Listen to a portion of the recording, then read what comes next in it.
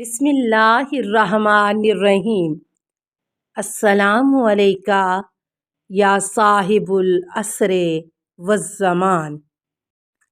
امام علی رضا علیہ السلام۔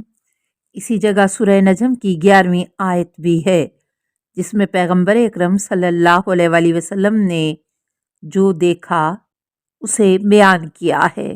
ما کذب الفؤاد ما رأى، ان کے دل نے جو کچھ دیکھا اسے کبھی نہیں جھٹلایا۔ اور اسی سورہ میں آیت نمبر 18 میں خداوند متعال نے اس چیز کا بھی پتہ بتا دیا جسے پیغمبر اکرم صلی اللہ علیہ وآلہ وسلم نے دیکھا۔ لَقَدْ رَأَى مِنْ آیَاتِ رَبِّهِ الْکُبْریٰ، اس نے اپنے پروردگار کی بڑی نشانیاں دیکھی ہیں۔ پس وہ نشانیاں جنہیں رسول نے دیکھیں وہ ذات خدا کے علاوہ کوئی اور چیز ہے۔ اس طرح خداوند عالم سورہ طٰہٰ کی 110ویں آیت میں ارشاد فرماتا ہے وَلَا يُحِيطُونَ بِهِ عِلْمًا، وہ خداوند عالم سے آگاہی نہیں رکھتے۔ اس بنا پر اگر آنکھیں خدا کو دیکھ سکتی ہیں اور سمجھ سکتی ہیں تو اس کے آگاہی اور علم کا احاطہ بھی کر سکتی ہیں، جبکہ مذکورہ آیت میں یہ کہا جا رہا ہے کہ اس کے علم و آگاہی کا احاطہ ناممکن ہے۔ ابو کرتا تو تم ان روایتوں کی تکذیب کر رہے ہو جن میں یہ کہا گیا ہے کہ پیغمبر صلی اللہ علیہ وآلہ وسلم نے خدا کو دیکھا ہے۔ امام علی رضا علیہ السلام۔ اگر روایتیں قرآن کے مخالف ہوں تو میں ان کی تکذیب کروں گا، اور تمام مسلمان جس رائے پر متفق ہیں وہ یہ ہے کہ نہ اس کے علم و آگاہی کا کوئی احاطہ کر سکتا ہے اور نہ ہی آنکھیں اسے دیکھ سکتی ہیں، وہ کسی بھی چیز سے شبہات نہیں رکھتا۔ نیز صفوان کہتے ہیں کہ امام علی رضا علیہ السلام سے ملنے کی اجازت کے لیے ابو کرتا نے مجھے واسطہ دیا، اور اجازت ملنے کے بعد وہ وہاں پہنچ کر اول چند سوال حلال و حرام کے سلسلے میں دریافت کیے، یہاں تک کہ ابو کرتا نے پوچھا آیا آپ اس بات کو قبول کرتے ہیں کہ خدا محمول ہے؟ امام علی رضا علیہ السلام۔ محمول اس کو کہتے ہیں کہ جس پر کوئی فعل حمل ہوا ہو اور اس حمل کی نسبت کسی دوسرے کی طرف دی گئی ہو، اور محمول ایک ایسا لفظ ہے جس کے معنی نقص اور دوسرے کے سہارے کے ہوتے ہیں، جسے نسبت کہا جاتا ہے۔ مثلا تم کہتے ہو زیر زبر اوپر نیچے، جس میں زبر اور اوپر کا لفظ قابل تعریف اور اچھا سمجھا جاتا ہے، اور زیر اور نیچے کا لفظ ناقص سمجھا جاتا ہے، اور یہ مناسب نہیں ہے کہ خداوند متعال قابل تغیر ہو۔ خدا خود حامل یعنی تمام چیزوں کی نگہداشت کرنے والا ہے، اور لفظ محمول بغیر کسی کے سہارے کے کوئی معنی و مفہوم نہیں رکھتا، اس بنا پر اس کے لیے لفظ محمول مناسب نہیں ہے۔ اور جو شخص خدا پر ایمان رکھتا ہے اور اس کی عظمت کا قائل ہے، اس لیے تم نے کبھی یہ نہ سنا ہوگا کہ اللہ سے دعا کرتے وقت اسے اے محمول کہہ کر پکارا جائے۔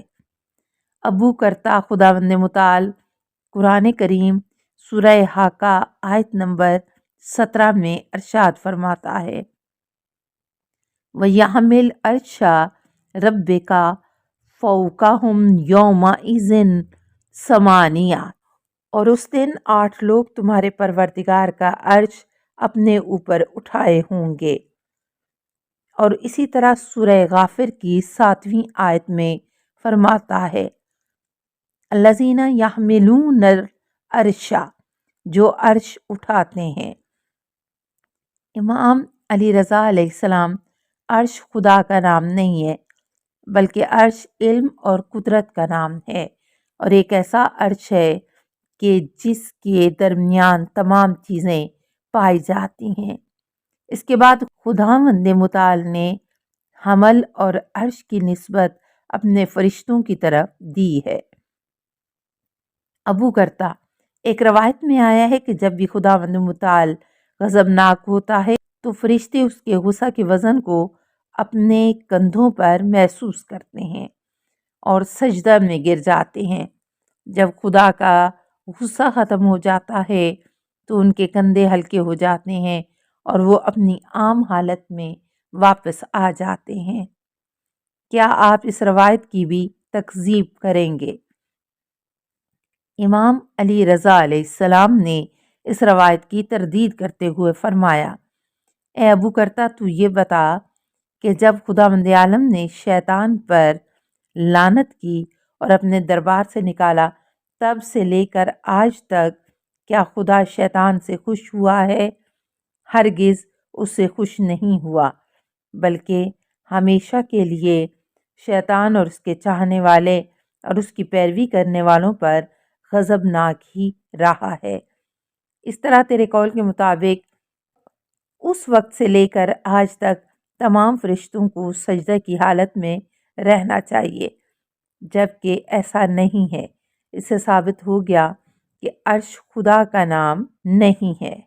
پس تو اس وقت کس طرح یہ جرأت کرتا ہے کہ اپنے پروردگار کو تغیر و تبدل جیسی صفتوں سے یاد کرے اور اسے مخلوق کی طرح مختلف حالات سے متصف کرے؟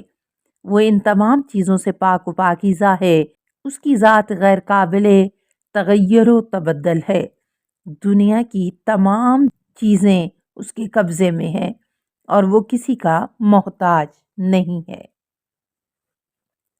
ایک منکر خدا سے امام علی رضا علیہ السلام کا مناظرہ۔ امام علی رضا علیہ السلام کی خدمت میں کچھ لوگ بیٹھے ہوئے تھے کہ ایک منکر خدا آیا۔ آپ نے اس سے فرمایا، اگر تو حق پر ہے جبکہ ایسا نہیں ہے تو اس صورت میں ہم اور تم دونوں برابر ہیں، اور نماز، روزہ، حج، زکوٰۃ اور ہمارا ایمان ہمیں کسی طرح کا نقصان نہیں پہنچائے گا، اور اگر ہم حق پر ہیں جبکہ ایسا ہی ہے تو اس صورت میں ہم کامیاب ہیں اور تو گھاٹے میں ہے، اور اس طرح تو ہلاکت میں ہوگا۔ منکر خدا، مجھے یہ سمجھائیں کہ خدا کیا ہے، کہاں ہے؟ امام علی رضا علیہ السلام، وائے ہو تجھ پر کہ تو جس راستے پر چل رہا ہے وہ غلط ہے۔ خدا کو کیفیتوں، وہ کیسا ہے اور کیسا نہیں ہے، سے متصف نہیں کیا جا سکتا، کیونکہ اسی نے اشیاء میں کیف و کیفیت کو پیدا کیا ہے، اور نہ ہی اسے مکان سے نسبت دی جا سکتی ہے، کیونکہ اس نے حقیقت مکان کو وجود بخشا ہے۔ اسی بنا پر خداوند متعال کو کیفیت اور مکان سے نہیں پہچانا جا سکتا، اور نہ ہی وہ حواس سے محسوس کیا جا سکتا ہے، اور نہ ہی وہ کسی چیز کی شبیہ ہو سکتا ہے۔ منکر خدا، اگر خداوند متعال کسی بھی حسی قوت سے درک نہیں کیا جا سکتا تو وہ کوئی وجود نہیں ہے۔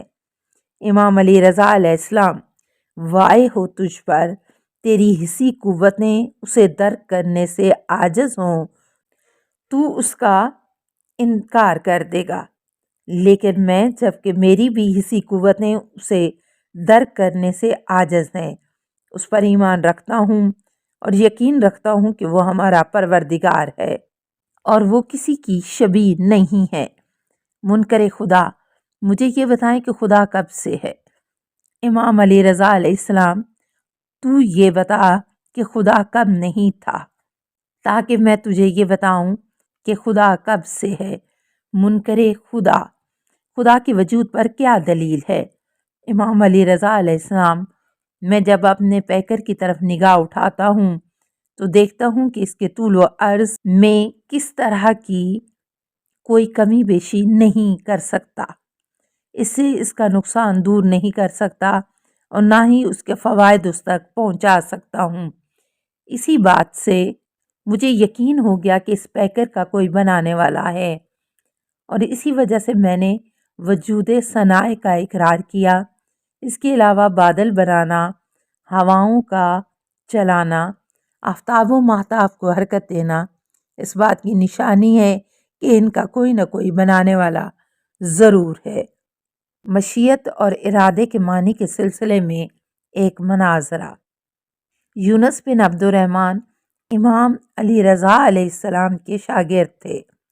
ان کے زمانے میں قضاء و قدر کی بڑی گرما گرم بحثیں ہوا کرتی تھیں، لہٰذا یونس نے سوچا اس کے متعلق خود امام علی رضا علیہ السلام کی زبانی کچھ سننا چاہیے۔ یہ اسی مقصد کی تکمیل کے لیے امام علی رضا علیہ السلام کی خدمت میں آئے اور قضاء و قدر کی بحث کے متعلق گفتگو کرنے لگے۔ امام علی رضا علیہ السلام نے فرمایا، اے یونس، قدریہ کا عقیدہ قبول نہ کرو، کیونکہ ان کا عقیدہ نہ تو دوزخیوں سے ملتا ہے اور نہ ہی شیطان کے۔ السلام علیکہ یا صاحب العصر والزمان، الامان الامان الامان من فتن الزمان۔ السلام علیکہ یا خلیفۃ الرحمن، السلام علیکہ یا امام الانس والجان، السلام علیکہ یا مظہر الایمان، السلام علیکہ یا شریک القرآن، السلام علیکہ یا قاطع البرہان، السلام علیکہ یا امام زماننا، ھذا اجل اللہ فرجک وسہل اللہ مخرجک وظہورک، السلام علیکہ ورحمۃ اللہ۔ اللہم صلی علی محمد و آل محمد۔